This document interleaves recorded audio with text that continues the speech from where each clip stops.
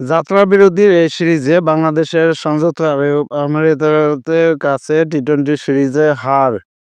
আলাপটা হয়তো মুঠোফোনে হচ্ছিল বলে মুখভঙ্গি দেখার উপায় ছিল না। ফোনের ওপারে থাকা বিসিবির কর্মকর্তা রসিকতা করলেন কিনা সেটাই যাচাই-বাছাই করার সুযোগও ছিল না। দ্বিতীয় ম্যাচে আরব আমিরাতের কাছে বাংলাদেশে হেরে যাওয়ার অনেকগুলো ইতিবাচক দিক খুঁজে পেয়েছেন তিনি। কাল তো শেষ ম্যাচ হেরেও সিরিজ হেরে গেছে বাংলাদেশ দল। এখন কী বলবেন কে জানে? নাজমুল আবেদীন হয়তো সংবাদ মাধ্যমের সামনে মুখ রক্ষা করতে বলেছেন কথাটা, নইলে সংযুক্ত আরব আমিরাতের বিপক্ষে বাংলাদেশের হতাশাজনক পারফরমেন্সে বিরক্তি আর সমালোচনা আছে বিসিবির ভেতরেই। আর আমিরাতের কাছে হারায় কোচিং স্টাফের সদস্যরা নাকি এখন আর ভালো বুঝতে পারেন দলের ক্রিকেটারদের দুর্বলতাগুলো কী, তা নিয়ে কাজ করতে পারবেন বেশি। দ্বিতীয় ম্যাচে ২০০-র বেশি রান তাড়া করে কেন জেতা গেল না, ওই শিক্ষা নেওয়া যাবে বলে বিশ্বাস তার। কাল বিকেলে মিরপুর এক সংবাদ সম্মেলনে ইতিবাচক কথা বলেছেন বিসিবির ক্রিকেট পরিচালনা বিভাগের প্রধান নাজমুল আবেদীনও। বাংলাদেশ যে দ্বিতীয় ম্যাচে ৪টি পরিবর্তন নিয়ে খেলে সবাইকে সুযোগ করে দিয়েছে, মনে করিয়ে দিয়েছেন সেটি। বাংলাদেশ এভাবে নিজেদের ফাঁড়ে বাংলাদেশ এভাবে নিজেদের ফাঁদে পড়বে অবশ্যই কে না জানতো।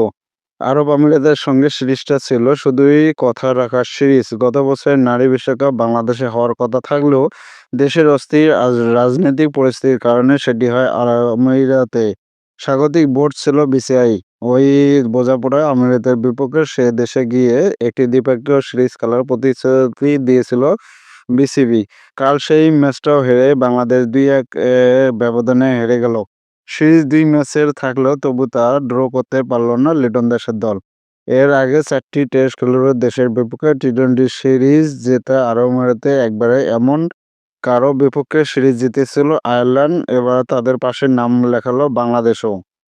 পাকিস্তানে যেহেতু আমিরাতে হয়ে যেত, তাই বাড়তি সফর না করে পাকিস্তানে যাওয়ার পথে সিরিজটা খেলে এক কাজে দুই কাজ করা হয়েছে। বিসিবি শুরুতে ছিল ২ ম্যাচের সিরিজ। পাকিস্তান সিরিজ কয়েকদিন পিছিয়ে যাওয়ার সময়টুকু কাজে লাগাতে বিসিবির অনুরোধেই সিরিজ ম্যাচ বাড়ানো হয় একটি। আমিরাতের কাছে সিরিজ হেরে যাওয়ার যে বিরাট এক ধাক্কা হবে তা কাল বলেছিলেন জাতীয় দল সংশ্লিষ্ট একজন। এখন কোনোমতে পাকিস্তান সিরিজটা শেষ করে আসতে পারাটাই হবে বেশ স্বস্তি। কিন্তু আমিরাতের সঙ্গে যে ধাক্কা খেল বাংলাদেশ, তা সামলে কেমনে বাংলাদেশ টি-টোয়েন্টি নতুন শুরু করবে। সিরিজ হেরে যাওয়া এখন মত বদলাবেন কিনা কে জানে। বিসিবির ক্রিকেট পরিচালনা প্রধান নাজমুল কাল বলেছেন দ্বিতীয় ম্যাচ হারের কারণে তিনি বিব্রত নন। যদি আরব আমিরাতের কথাই বলেন, তারা যে খুব দুর্বল তা নয়। আমাদের জেতা উচিত ছিল, কোনো সন্দেহ নেই। কিন্তু এটা প্রক্রিয়া। অনেক সময় ২ পা সামনে আগানোর সময় ১ পা পিছাতে হয়। আমার মনে হয় এটা কিছুটা হলেও আমাদের মনোযোগ ঠিক জায়গায় নিয়ে আসবে।